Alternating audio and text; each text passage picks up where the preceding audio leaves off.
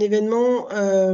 Donc, on est là pour un webinaire sur l'association des usagers à ces projets. Ce webinaire est présenté dans le cadre du mois de l'innovation publique, alors qu'il se prolonge un petit peu puisque on a décidé en fait d'avoir une série de 5 webinaires. Et il est organisé par 4 agents de la région Grand Est et une agente de la région, la ville de Nancy. Alors, pourquoi est-ce qu'on a décidé de proposer ces webinaires du coup à nos collègues?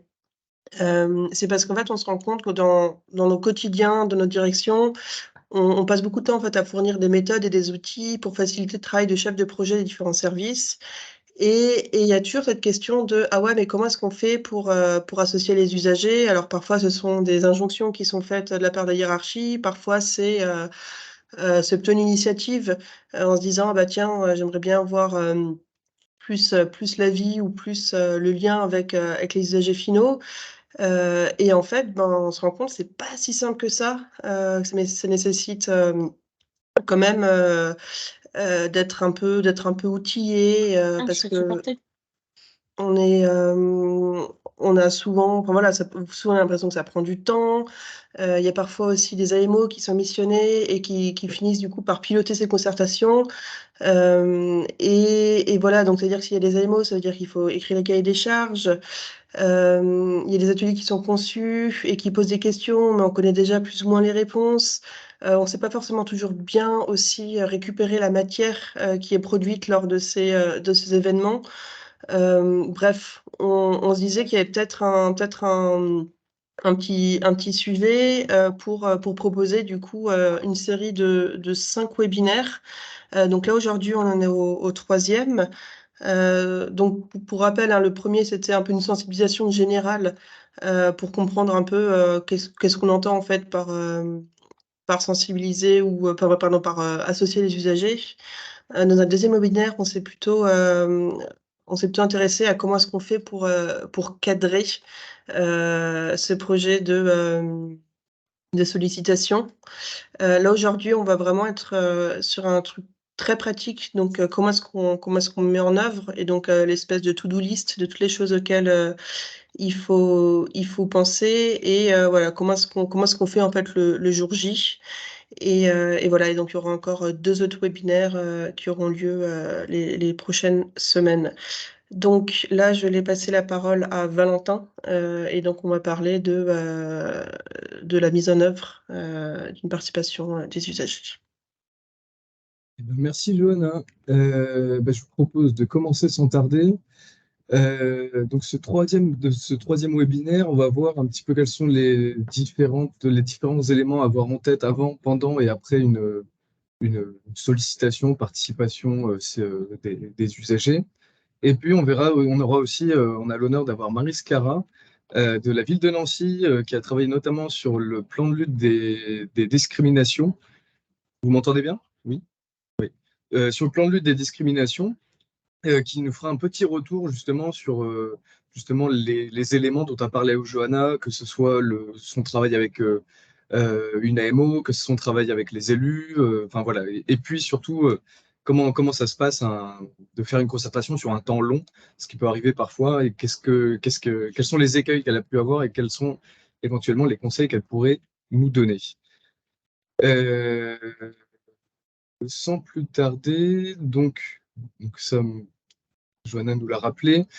Peut-être juste avant de commencer, la définition qu'on s'est donnée et qui est un peu le fil rouge de l'équipe projet qui a travaillé sur cet ensemble de webinaires et qui a permis de détailler l'ensemble des éléments qu'on a travaillés.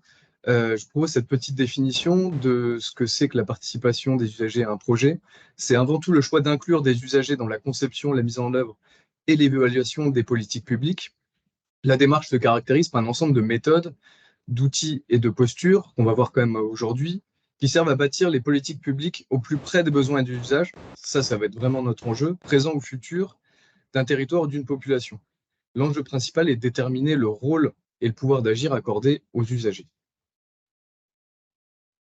Donc, comme l'a rappelé Johanna, il y a un peu une injonction qui est faite, une injonction disons qu'une commande qui est faite de la part de nos directions ou de la part de nos élus, qu'il faut absolument faire de la concertation sur nos projets.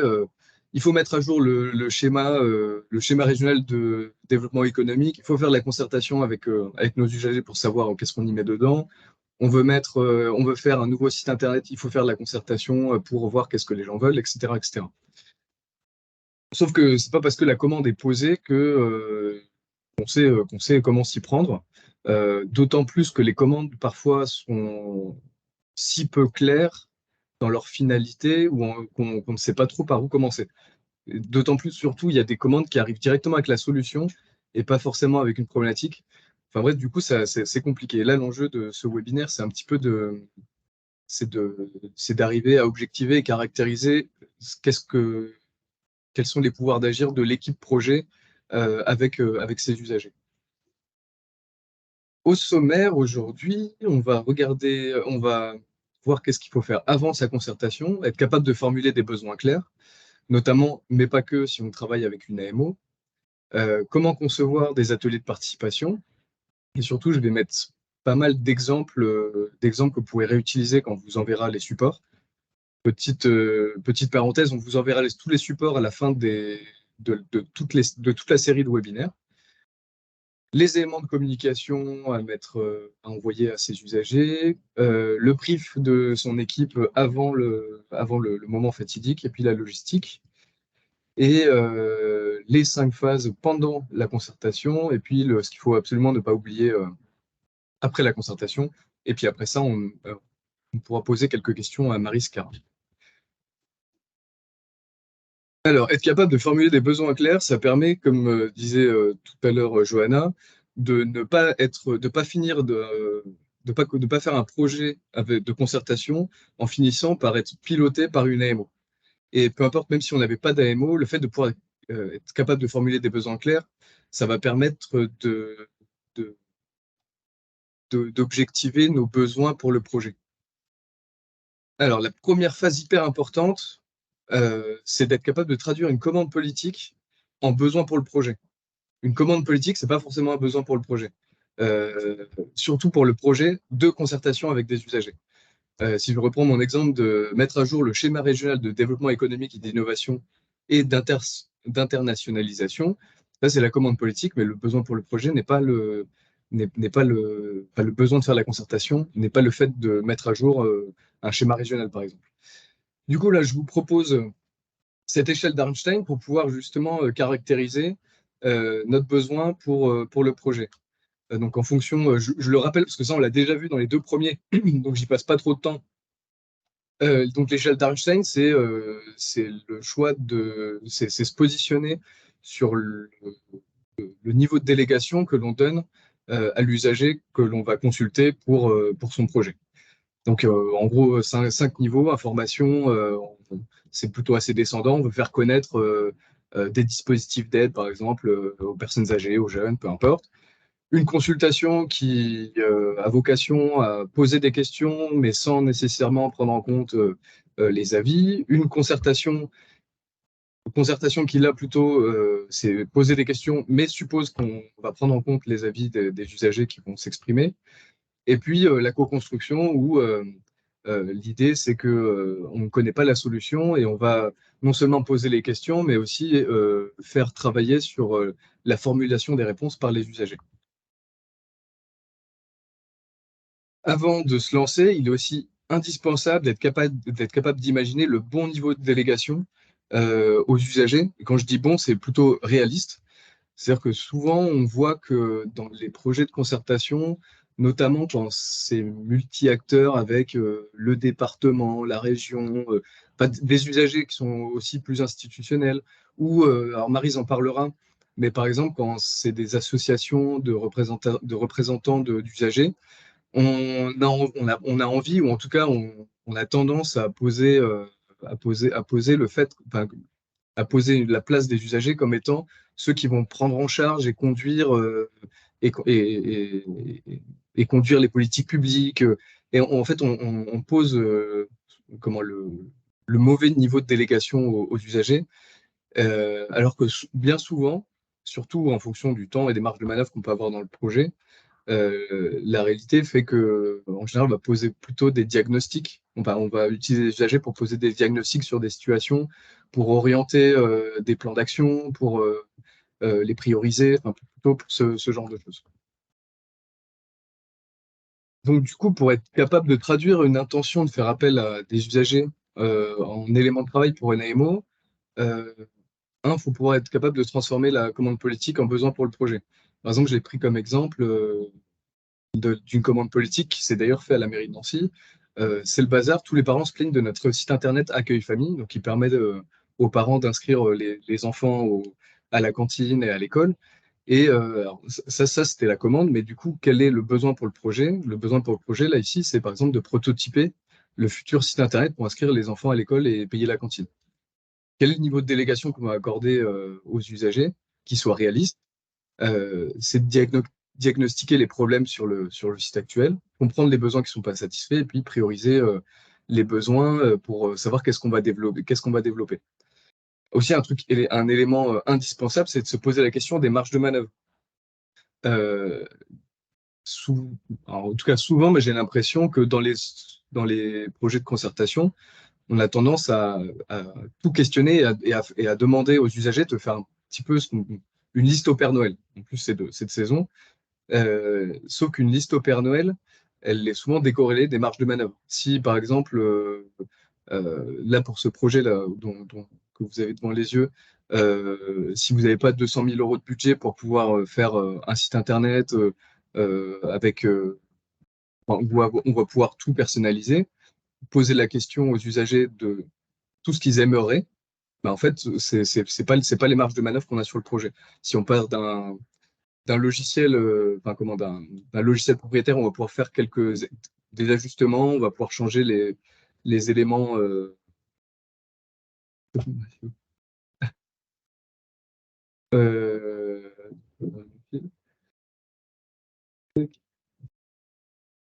Euh, pour les marges oui, sur les marges de manœuvre du projet, donc du coup, il faut bien se poser la question des marges de manœuvre pour être en capacité de demander les bons éléments à nos usagers.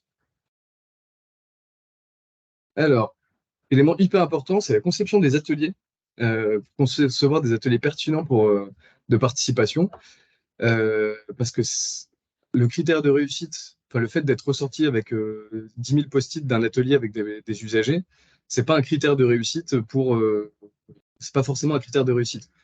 Parce que faut-il encore savoir de ce qu'on va pouvoir en faire.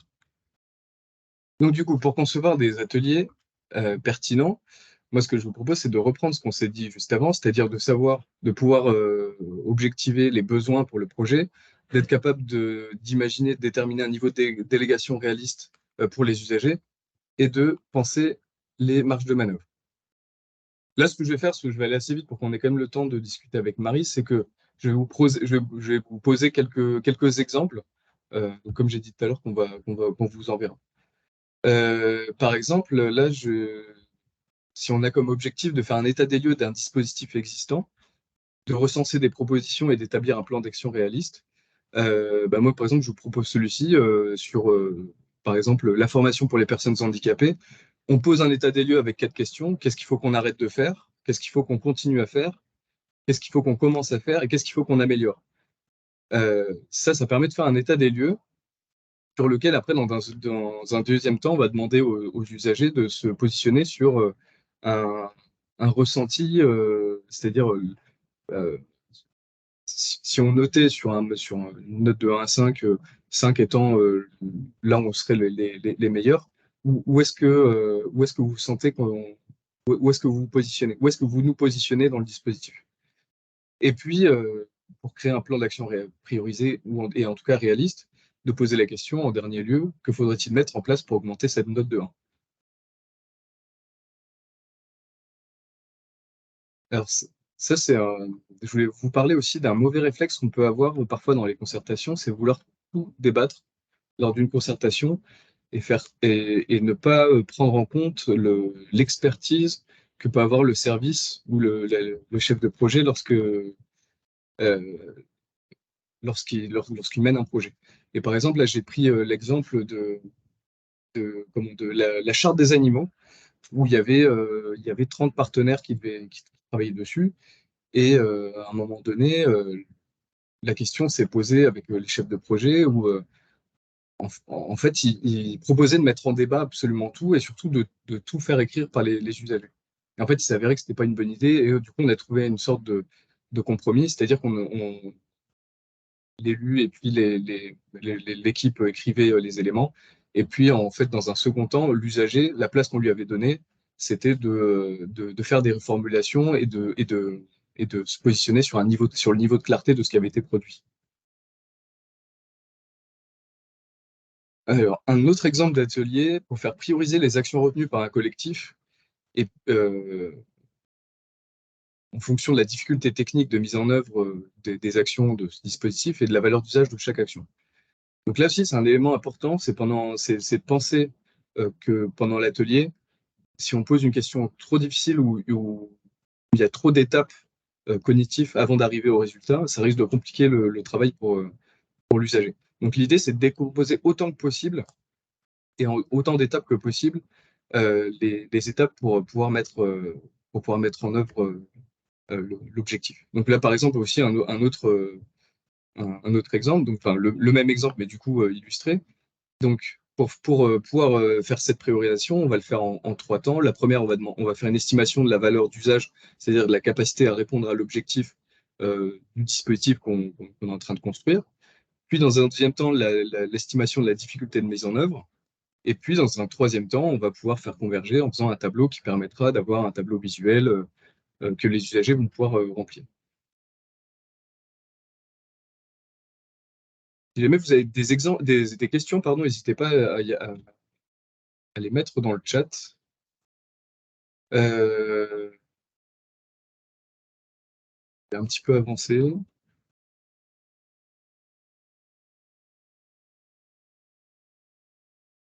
Peut-être là une petite parenthèse sur les questionnaires, parce on a parlé beaucoup de concertation, on va faire des ateliers, etc. Mais on peut aussi, la concerter, ça peut être aussi poser des questions pour évaluer un dispositif, pour évaluer des politiques publiques.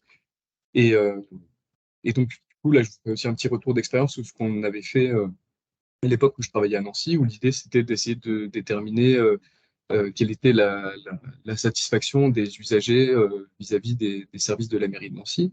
Et au départ, quand on a travaillé sur le sujet, on avait un questionnaire de 5 pages. Et donc, en fait, on a retravaillé ce questionnaire, surtout en se posant les questions, en se mettant à la place des usagers, en se posant la question, est-ce que nous-mêmes, on accorderait 10 minutes à poser des questions, à répondre à des questions pour une mairie où on va uniquement aller récupérer un passeport. Et puis, on a supprimé l'ensemble des questions dont on ne savait pas traiter les réponses. C'est-à-dire, à quoi ça sert d'avoir le nom, le prénom, l'adresse de quelqu'un, si en réalité, c'est pas du tout ce qui nous intéresse pour répondre à notre objectif d'améliorer les services, les services de la mairie de Nancy, par exemple. Poser la question de qui sont les promoteurs, donc qui va pouvoir faire passer les différents questionnaires aux usagers. Et puis, un dernier élément hyper important aussi, quand il y a données, il y a RGPD.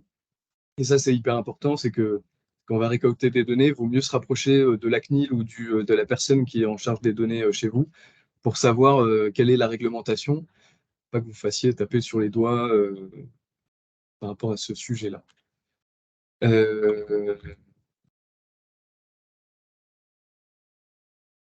En résumé, il faut se mettre à la place de l'usager pour savoir sur quoi il va être capable de répondre par rapport aux objectifs qu'on s'est posés, les marges de manœuvre de notre projet pour être sûr qu'ils répondent, qu'ils répondent sur des sujets sur lesquels il va pouvoir avoir un impact. Et vos ateliers doivent poser des questions simples et précises sur les marges de manœuvre du projet justement. J'ai mis deux choses qu'il faut surtout ne pas faire. Mettez des post-it sur ce qui vous passe par la tête. Alors, je vois pas trop à quoi ça sert. Il faut qu'ils nous disent ce qu'ils veulent. Et je ne pense pas. Je pense qu'il faut qu'ils nous disent ce sur quoi on a des marges de manœuvre de sorte à pouvoir améliorer le service public. L'idée n'étant pas de faire une liste au Père Noël. Alors, j'avance un petit peu plus vite, même si là, c'est beaucoup plus court. Faut bien soigner sa communication. Je ne sais pas si ça vous est déjà arrivé d'avoir l'adresse de l'invitation qui n'existe pas dans votre GPS. Alors, j'ai mis deux exemples. euh, de faire un mail d'invitation à J-30 avec le titre, le lieu, la date, la durée, bah, après vous regarderez, mais sans mentionner les contenus précis. C'est pas qu'il ne faut pas, c'est qu'en général, à 30 jours de l'événement, on n'est pas encore tout à fait certain de qu'est-ce qu'on va mettre en œuvre. Donc il vaut mieux ne pas se positionner pour expliquer qu'est-ce qu'on va mettre exactement en œuvre dans le détail, mais plutôt de mettre en gros les grandes problématiques qui vont être traitées. Et puis un mail à J-7 où là on va pouvoir mentionner des éléments un peu plus précis. Euh, et puis ben, voilà.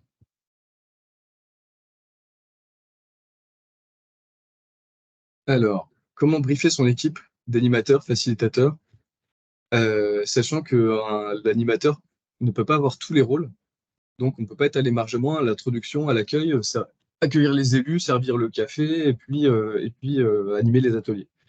Il va falloir décupler les forces, mais surtout comment, en étant sûr que chacun a bien compris l'objectif et les enjeux de la journée. Vous êtes face à des gens qui n'ont pas forcément l'habitude d'animer des ateliers ou même d'animer ce genre de journée. Et donc, ça fait partie d'un enjeu et j'ai l'impression qu'on le sous-estime un petit peu, c'est-à-dire de faire un brief collectif où on va lever toutes les craintes en amont et puis peut-être aussi de faire une formation sur le rôle de facilitateur. Euh, Par exemple, pour ne pas oublier que la personne doit se présenter l'objectif avant de commencer, de bien demander si tout le monde a bien compris et de ne pas se lancer tête baissée. L'idéal est que une personne égale un rôle et que les personnes parce qu'on peut difficilement être scribe et animateur et puis faire le soutien logistique au dernier moment.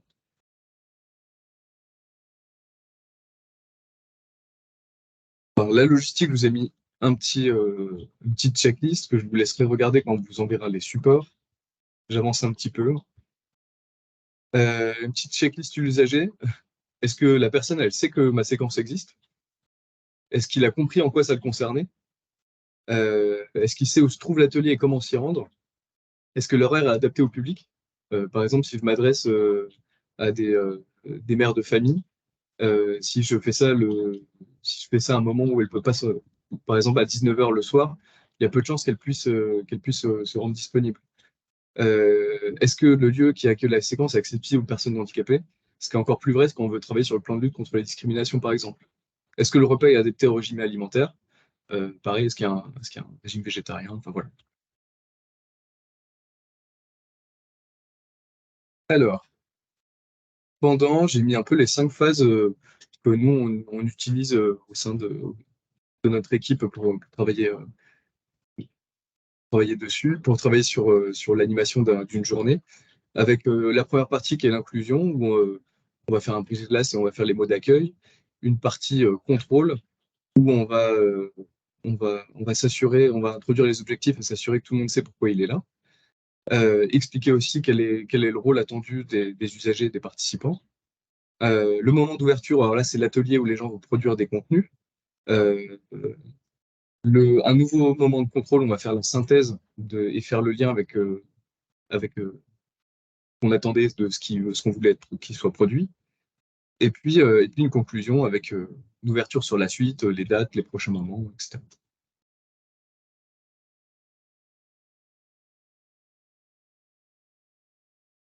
Alors, au final, l'idée quand même d'envoyer on finit notre concertation, on finit nos ateliers, et puis parfois les usagers n'entendent plus parler de vous, alors qu'ils sont mobilisés pendant 2 heures, 3 heures, une journée, une demi-journée, et après ils n'entendent plus parler de vous. Là, pareil, c'est un conseil qu'on met en œuvre, c'est d'envoyer un message de remerciement entre 2 à 7 jours après les ateliers. Alors l'idée, c'est peut-être de le préparer avant, parce que préparer une synthèse le jour d'après une concertation, en général, c'est pas facile. Et mettre aussi le calendrier des prochains rendez-vous sur lesquels on attend nos usagers. Voilà. Alors, je vous propose maintenant qu'on passe à notre invité du jour, qui est Marie Scara, qui est la responsable de la mission diversité, inclusion et lutte contre la discrimination, et qui a notamment mis en œuvre concertation pour pouvoir créer le plan territorial de prévention, de lutte contre les discriminations.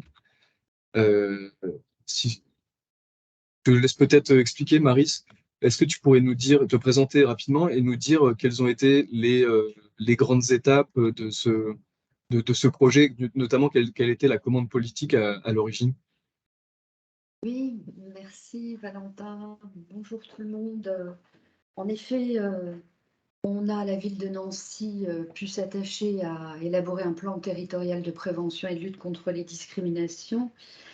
Et l'élu en charge de cette politique publique, qui est la lutte contre les discriminations, a fait appel à mon service, à ma mission, la mission diversité, inclusion et lutte contre les discriminations, qui est située au sein du secrétariat général à la ville de Nancy et qui est constituée de 3 personnes seulement, hein. Une personne en plus de moi à temps plein et une troisième personne à temps partiel. Voilà pour la toute petite équipe de prévention, enfin de diversité, inclusion et lutte contre les discriminations à Nancy. Donc l'élu s'est adressé à nous avec une expression claire, mais un peu courte. L'expression d'une volonté politique, hein, c'était réaliser un plan territorial de prévention et de lutte contre les discriminations. Et tout ça à l'échelle de la ville de Nancy, en déclarant que le principal enjeu, c'était l'élaboration d'une concertation avec les acteurs qui militent dans ce domaine. Voilà pour la commande. Alors, dans ta question, Valentin, c'était... Euh, ouais, bah en fait, moi, ce que je me demandais, ouais, c'est par rapport à cette commande, euh, et comment tu l'as reçue, c'est-à-dire, euh, est-ce qu'on a demandé immédiatement, il faut que tu fasses appel aux usagers pour pouvoir faire ce plan de lutte, ou est-ce que c'est toi qui t'es dit, en fait, sans les usagers, notre plan de lutte n'aura aucun sens, ou historiquement, en fait, le plan de lutte, est-ce qu'il y avait un plan historiquement, un plan de lutte contre les discrits, et auquel cas, est-ce que vous faisiez déjà appel bah, aux associations de Mm. handicap qui permettaient de... Oui, en fait, il n'y avait pas précédemment de plan territorial de lutte contre les discriminations à Nancy, et c'est donc cet élu arrivé avec la nouvelle équipe politique qui a souhaité qu'on se lance dans cette démarche. Par ailleurs, il y avait beaucoup de questions dans ta question, je n'ai pas noté. Tu me disais, oui, alors au départ, la concertation était dans la commande, hein. Le souhait de l'élu, c'était qu'une concertation, c'était le principal enjeu en fait du plan. C'était qu'on puisse concerter avec les acteurs de terrain. Toutefois, là, quand on s'approche d'un peu plus près, on se trouve un peu en difficulté parce que dans les acteurs militants contre la discrimination sur le territoire du Grand Nancy, on s'aperçoit qu'on a des usagers, évidemment, autant d'usagers que d'habitants, mais qu'ils sont représentés par des associations, et les personnes qui constituent les associations ne sont pas forcément les premières personnes concernées par la problématique. Je ne sais pas si je suis très claire, mais on a Si, déjà si, ouais. affaire là à quelque chose d'un peu particulier. On va dire que, par exemple, en ce qui concerne le handicap, on a de nombreuses associations investies sur les terrains, et la plupart du temps, ce sont des personnes qui vivent elles-mêmes avec un handicap et qui sont concernées directement par cette question.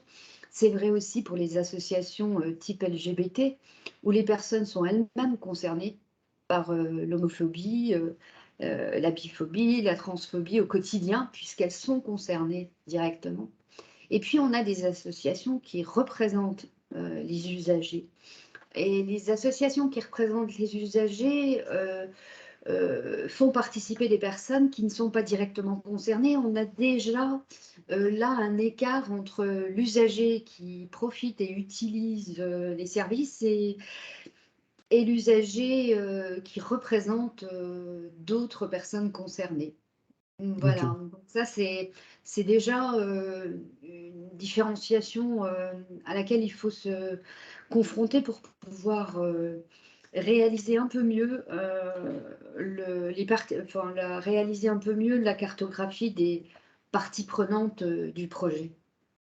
Ok. Et du coup, une autre petite question, parce que là-dessus, justement, parce que je sais que tu as fait appel enfin, vous avez fait appel à une AMO, est-ce que l'AMO vous a aidé un petit peu justement sur ce sujet bah, vous aviez des représentants d'usagers qui n'étaient pas forcément représentants des besoins des usagers eux-mêmes. Du coup, comment s'est passé le travail avec l'AMO de sorte à faire émerger, bah, je ne sais pas, à prioriser ou à faire en sorte en tout cas que vous puissiez avoir les bons éléments à inclure dans le plan de lutte contre les discriminations.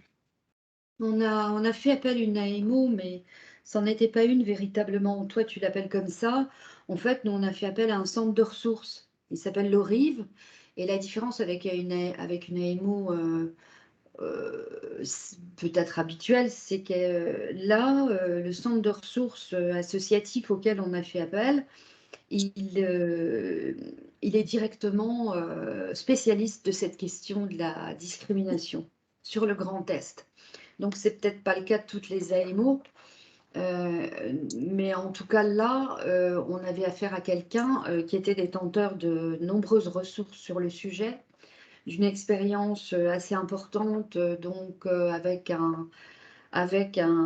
une connaissance sur tout le Grand Est des plans de lutte contre les discriminations qui s'étaient montés au sein des collectivités.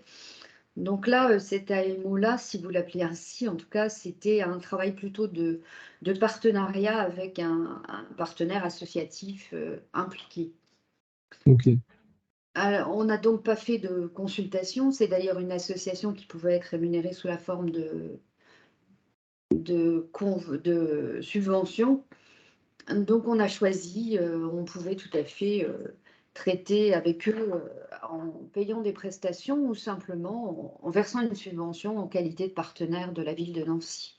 Ok. Et si on reprend un petit peu, tu sais, ce que j'expliquais au début sur ben, comment objectiver le besoin, enfin bien faire comprendre le besoin pour le projet Mm. à une Ça, AMO. ouais, c'était un vrai problème qu'on Ouais, tu a peux nous dire un peu les identifié tout de difficultés que suite. tu as eues et Mm. comment ça s'est passé Mm. avec eux là-dessus? Oui, c'est une difficulté qu'on a rencontrée dès le début. On a observé, enfin en tout cas en ce qui me concerne, moi j'ai vraiment observé là un problème auquel on n'a pas bien fait face en début de projet. C'est-à-dire que si l'élu nous a exprimé sa volonté politique, elle nous a laissé beaucoup de latitude pour qu'en termes de méthodologie, on arrive à réaliser le projet. Néanmoins, elle a pas donné beaucoup de précisions sur la problématique qui la touchait et qui touchait cette politique publique ainsi que les autres élus concernés à la ville de Nancy. Donc, on s'est retrouvé effectivement avec un travail qui n'a pas été réalisé en amont avec les élus, un travail sur la problématique, sur la traduction finalement de la commande politique. Ça a été un vrai souci pour nous. A posteriori, vraiment, on se rend compte que on a chanté une partie du travail de préparation à la mise à l'intervention de l'AMO qu'on a choisi. Au préalable, il était vraiment nécessaire de travailler avec l'équipe d'élus concernés. Donc, ça veut dire que notre élu en charge puisse mobiliser ses collègues concernés par la question des discriminations. Ils sont nombreux hein, quand même dans une ville, dans une collectivité comme une mairie à être concernés par les discriminations. Et on s'aperçoit que tout ce travail en amont de traduction de cette commande,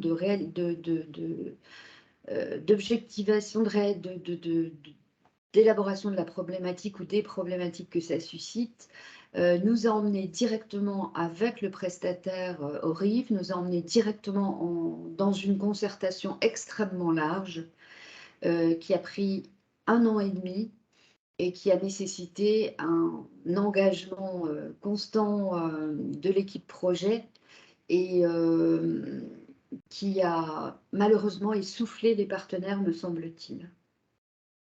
Ouais, alors là, j'ai remis les éléments, enfin, les grandes étapes de la concertation sur le plan de lutte le plan territorial de prévention et de lutte contre les discriminations.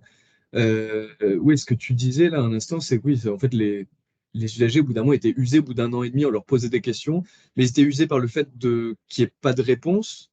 ou pas assez vite? Ils étaient usés par le fait de se voir trop régulièrement?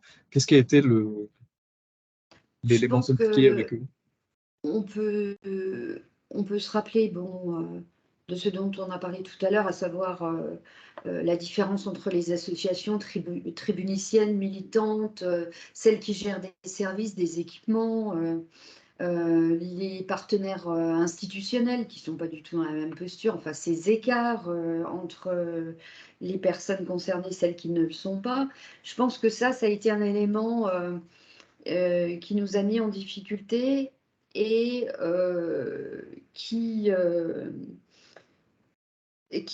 nous a obligés à sans cesse essayer de ramener tout le monde pour qu'on se rappelle que nos objectifs et notre finalité étaient partagés. Et ça, c'était pas évident, c'était pas naturel.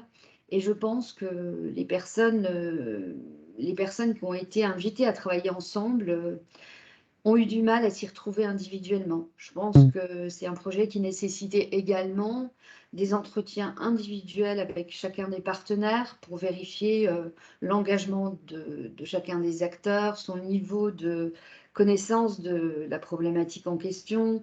Et je pense on s'est exonéré aussi de ça. Et je pense que ça, c'était également une erreur.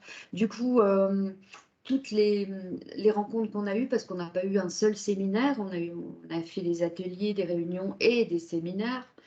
Je pense que tout le monde s'y trouvait pas mal, mais personne s'y trouvait vraiment bien.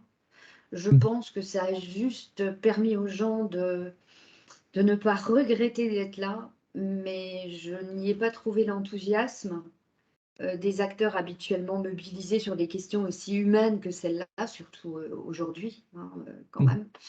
Donc, c'est en ça que je peux juger que on voit bien on a commis quelque chose d'un peu qui convient à peu près à tout le monde, mais finalement à personne. Ou en tout cas, pas complètement. Ben, merci. Et puis aussi une autre question. Tu vois, tu parlais tout à l'heure du fait qu'il y avait une élue dédiée au projet. Est-ce que tu peux nous parler des difficultés qu'il y a à travailler dans deux temps, qui sont un peu celui du politique, les élections, les promesses qu'on peut faire sur le terrain, puis les ambitions, et puis celui du projet, qui est peut-être pas tout à fait les mêmes, qui s'inscrit peut-être sur un temps plus long. Tu pourrais me dire un peu Mm. qu'est-ce qui a été facile, Mm. compliqué, et qu'est-ce que vous avez mis en Ouais. œuvre pour que En ça effet, fonctionne? ben, tu mets l'accent. On en avait parlé, Valentin, ensemble, mais du coup, bim, toutes les questions qui font mal ressortent. En effet, euh, il y a eu des écarts. On a eu des problèmes déjà de temporalité. L'équipe de pilotage d'élus n'était pas à la même, n'avait pas le même timing que nous. Donc, moi, je faisais quand même, enfin, en tout cas, l'équipe projet du départ faisait quand même le grand écart entre les avancées du groupe et la volonté exprimée dans les comités de pilotage par les élus. Donc, on voit bien que, on voit bien qu'il y a un problème déjà de temporalité entre le comité de pilotage des élus et puis le groupe de travail qui avance en atelier, en séminaire. Mais pas seulement, pas que. On a eu des écarts aussi parce qu'on a lancé le projet en expliquant comme beaucoup, hein, tout est ouvert, tout est large, n'hésitez pas, arrêtez, ne vous auto-censurez pas, je vous en prie. On est là tous ensemble, on s'aime bien, quelle bienveillance, n'est-ce pas? Bon, c'était pas du tout ça en vrai, finalement, parce que, in fine, on se rend bien compte que tout n'est pas réaliste et que, en plus, quand on ouvre la discussion aussi largement, il faut avoir les moyens de la traiter ensuite, de traiter les données et surtout d'éviter de générer de la frustration chez les acteurs qui se sont impliqués et qui ont proposé des choses. Donc là aussi, on avait ouvert très largement parce que les élus le présentaient comme ça. Donc on a été assez bêtes quand même pour faire exactement ce que les élus nous disaient, hein. Faut ouvrir large, faut tout recueillir, faut prendre tout le monde, faut pas faire de ségrégation, etc. Surtout en termes de discrimination, ça aurait été embêtant. Mais bon, on a tellement bien ouvert, on aurait mieux fait de discriminer comme en maths, à savoir traiter les partenaires et les acteurs en fonction de leurs différences, de leurs besoins, de leur degré d'appropriation du concept des discriminations ou simplement de leur conception de la discrimination, leur niveau de connaissance, etc. Donc, on a ouvert très largement, ce qui fait que, à un moment, on s'est trouvé en comité de pilotage avec des propositions qui ne correspondaient pas à ce que souhaitaient les élus. Et comme vous êtes entre les deux, quand on est chef de projet, ou en tout cas quand on pilote une équipe projet, on est responsable du lien entre le pilotage et le technique, et on se retrouve à essayer de négocier avec les acteurs pour leur dire oui, non, mais là, on ne pourra pas en fait, en vrai. En vrai, ça va pas être possible. Vous comprenez bien hein, qu'on n'a pas tellement d'argent et qu'on ne pourra pas mettre en place ça. Voilà. Et là, c'est là qu'on perd Là, on perd toute crédibilité, excusez-moi. Et franchement, quand on s'est avancé autant, quand on a été aussi charismatique dans nos ateliers, aussi volontiers vers les autres, et qu'on s'aperçoit que en fait, les actions prioritaires, ben, elles ont un mal fou à être véritablement validées par le pilotage, ben, on est quand même très mal à l'aise. Et ça, je pense que ça se prévoit, ça se pressent. Et je Et pense parce que les, qu'effectivement, il ne faut pas intégrer les élus les usagers à n'importe quel moment, mais bien au moment le plus opportun, au fil de la construction du projet. Ça veut dire, je le droit de poser une question, en fait? Oui. Oui, au cadeau région Grand Est. Alors, donc là, c'est un retour d'expérience, donc c'est vraiment déjà admirable d'avoir un sens critique aussi approfondi. Je vous en remercie. Ceci dit, alors, je ne suis pas persuadé qu'il y ait une règle à chaque fois. Si vous aviez à corriger, ça voudrait dire quoi? Ça veut dire qu'il faudrait pouvoir interfacer avec l'élu pour éventuellement avoir un autre planning de rendu et comment dire? Et de management agile, pour reprendre l'expression d'un ami. Oui, alors pour corriger, améliorer suite à ces constats-là, c'est vrai que je pense qu'il manque des étapes, hein, des étapes préalables au lancement du projet, des étapes de préparation, à la fois avec les élus, mais aussi avec l'équipe projet. En fait, un des écueils qu'on a rencontré aussi, enfin qu'on continue à rencontrer, hein, le plan est pas, on n'a pas complètement fini notre projet, c'est que l'équipe projet avait du mal à se consolider. Parce que je pense que non seulement la commande, donc c'est là-dessus que je corrigerai, quoi, hein, non seulement la commande devrait être davantage problématisée, et l'équipe projet technique, donc par les politiques, hein, s'entend, et l'équipe projet, il serait intéressant qu'elle soit davantage engagée, mobilisée, avec une condition de réussite qui serait celle d'une vraie réciprocité dans le gain à réussir ce projet. Il faut vraiment qu'il y ait une réciprocité entre les personnes qui s'engagent, les collègues au niveau technique qui s'engagent sur ce projet-là et, euh, et les autres, quoi, et le pilote technique.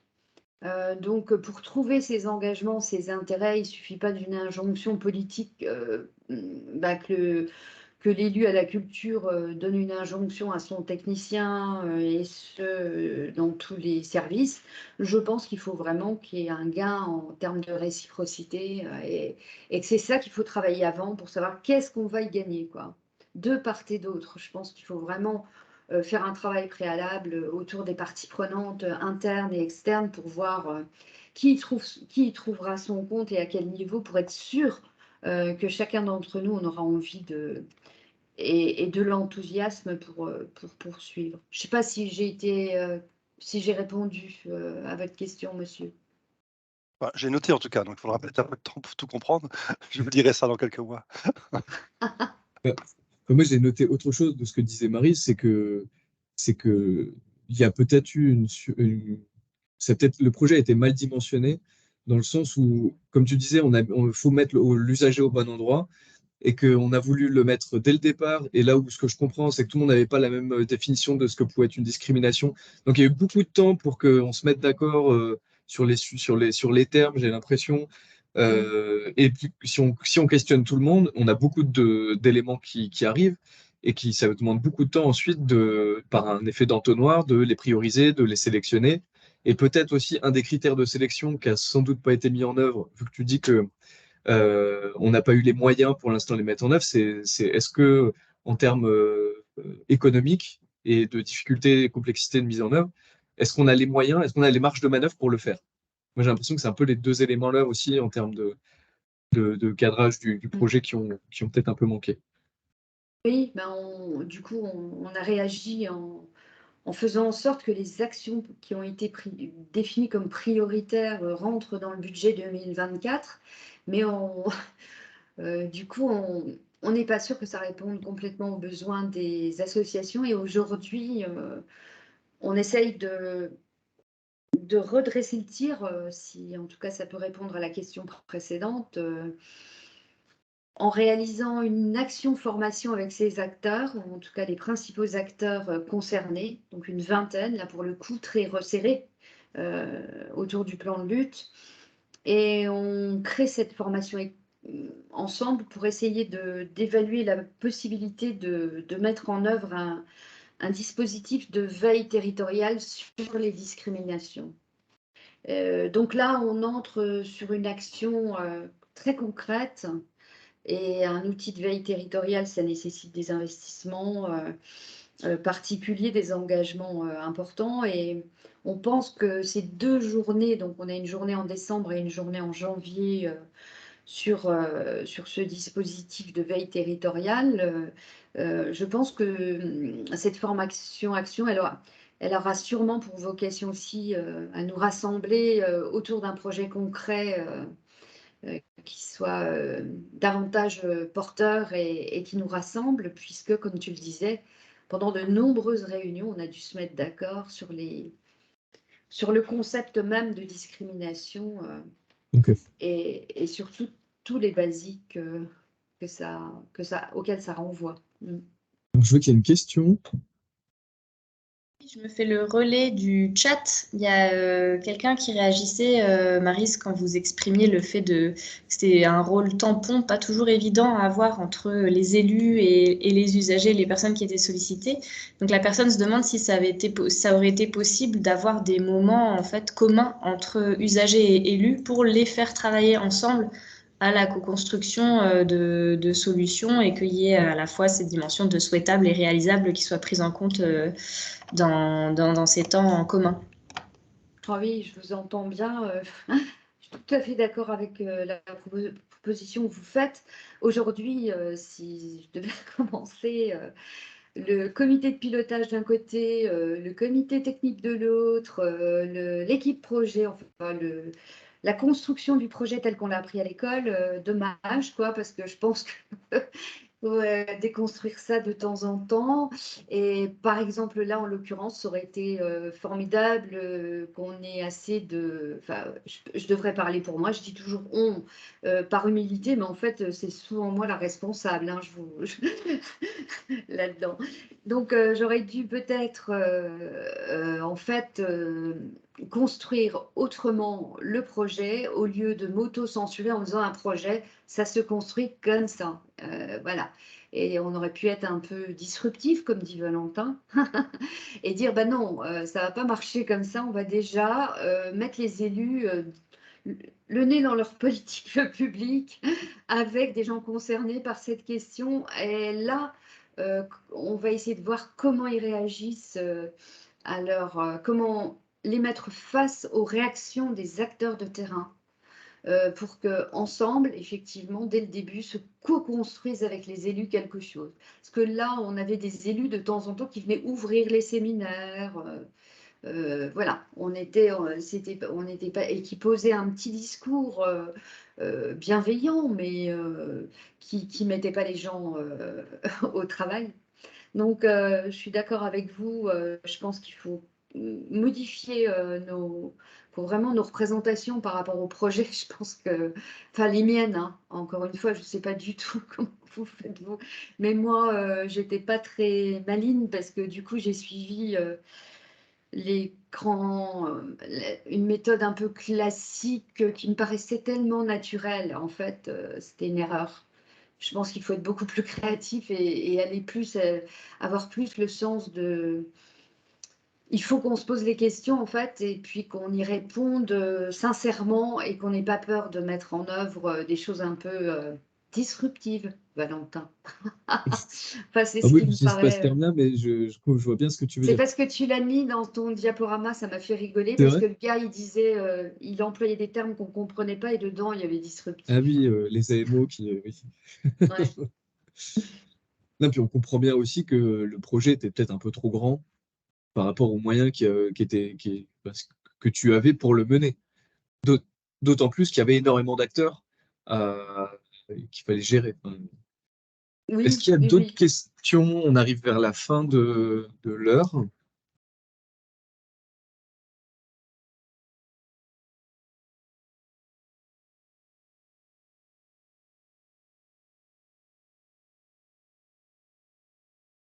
Du coup, moi, j'allais te poser la question de peut-être de faire peut-être le côté un petit peu positif. C'est est-ce que tu peux nous dire si cette concertation n'avait pas eu lieu, qu'est-ce qui n'aurait jamais pu exister? Enfin, quels sont en gros qu'est-ce que tu peux tirer comme enseignement positif pour le projet et pour le plan de lutte contre les discris grâce à cette concertation? Ah oui, alors en premier lieu, c'est clair et net, pour le projet, si ça n'avait pas eu lieu, eh ben, je serais à ce jour aussi ignorante qu'il y a 1 an. Donc, je pense que déjà, ça a aidé le projet en même temps que moi à avancer sur cette question du pilotage des projets. Heureusement que ce projet a eu lieu.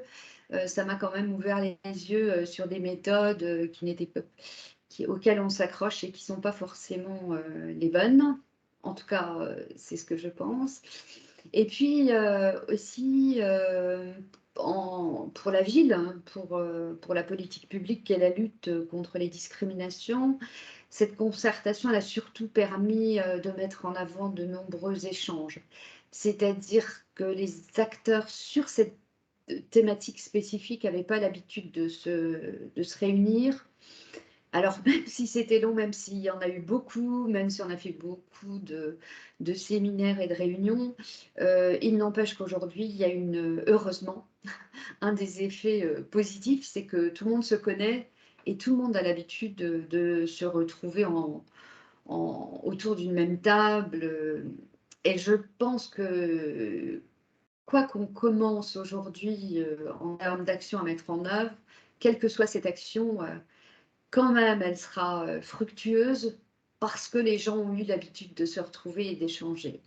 D'ailleurs, la prochaine réunion, donc la prochaine formation action qui démarre le 14 décembre, elle se fait avec la trentaine d'acteurs ou la vingtaine, 25 acteurs dont je vous ai parlé. On voit bien que les acteurs ont déjà une culture commune. Heureusement qu'on a réussi à créer cette culture commune autour de la lutte contre les discriminations. Et puis aussi, on voit bien qu'on peut avancer sur des axes un peu parallèles avec eux. Je pense notamment à la découverte d'une exposition tout à fait atypique et très intéressante que j'ai trouvée et qui pourra être mise en avant lors de la formation. On voit bien que les gens ont acquis une certaine maturité tout de même autour d'échanges qu'on va pouvoir mettre en œuvre aujourd'hui, à Mhm. force de se retrouver justement. Bon, c'est les avantages des inconvénients et vice-versa peut-être. Du coup, ils seront méga partants pour le prochain plan de lutte contre les discris. Ah là, ils sont chauds, chauds, chauds, on les a bien préparés. Et ben, très bien. Ben, on arrive à la fin de l'heure aussi. Il y a encore une question, on la prend, puis sinon on va conclure et terminer là-dessus. Si tu voulais ajouter quelque chose, Maryse. Non, c'était assez incroyable de s'exprimer par rapport à ça. J'espère que nos élus n'étaient pas en ligne. Ça me fait plaisir finalement, c'est complètement personnel, mais c'est vrai que le fait d'expliquer comme ça à d'autres tout ce que j'ai ressenti, enfin la plupart des choses que j'ai ressenties dans le cadre de ce projet, bah, c'est assez, comment dit-on, libératoire. Je ne sais pas comment on dit. Merci beaucoup de m'avoir écouté parce que ça m'a fait plaisir de pouvoir exprimer tout ça. Merci à toi, Maryse. On te remercie dans le chat. Je vous propose de conclure. Alors, il reste encore deux webinaires après celui-ci, qui sont je vous donne immédiatement les dates.